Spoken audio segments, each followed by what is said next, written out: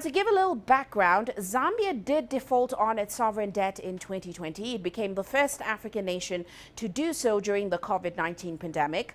Now, in August last year, it won IMF approval for a $1.3 billion three-year loan program.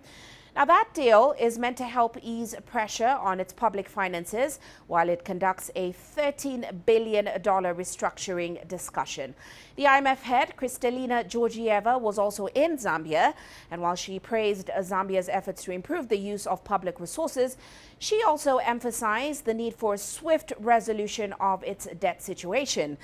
In light of the country's reform efforts, she strongly encouraged creditors to move forward and also reach an agreement on a debt treatment as soon as possible. Now, with U.S. Treasury Secretary Janet Yellen pointing the finger at China, we also spoke to an economist, Dr. Emmanuel Matambo, about his perspective on the matter. What Janet Yellen did is quite disingenuous, actually, and it continues a long tradition of the United States not giving Africa the sovereignty to decide who we relate with and on what terms. This in Zambia actually has precedent. In 2011, Hillary Clinton did the same thing when she came to Zambia. She pontificated about Zambia's relationship with other countries. So this just continues a long tradition of condescension on the part of the United States officials, and it does not help at all the cause of the United States and its relationship with Zambia. And I hope the Zambian government will have the drive and the determination and the assertiveness to make sure that its relationship with China is independent of gratuitous interference from other partners. Well, on that note, Doctor, I'd like to get your insights then into the progress made so far on those $13 billion restructuring, or rather debt restructuring discussions currently ongoing in Zambia.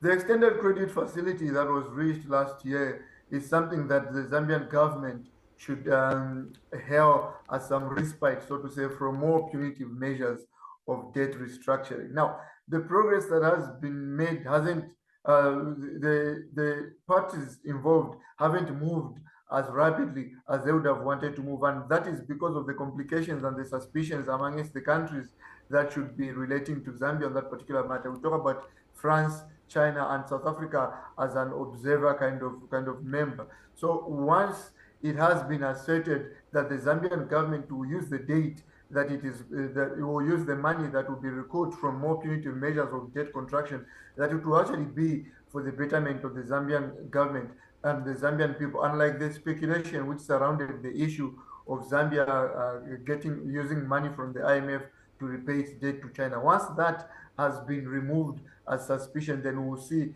more progress. And the second point I would like to make is obviously what the World Wildlife Fund has suggested on the part of Zambia, that in nature conservancy should also be included as part of the package in debt restructuring. The Zambian government has not come out strongly to decide whether or not it will adopt that particular structure that was used, by the way, in Belize and Seychelles. So once all those things have been removed from the doubt, then we'll see that the progress will be much more rapid and quicker than it has been hitherto. Well, Doctor, before we let you go, you sort of alluded to suspicion around Zambia, but I'd like to get more insight into what have been the barriers to Zambia restructuring this debt, certainly with organizations such as the IMF and, of course, some of its other creditors.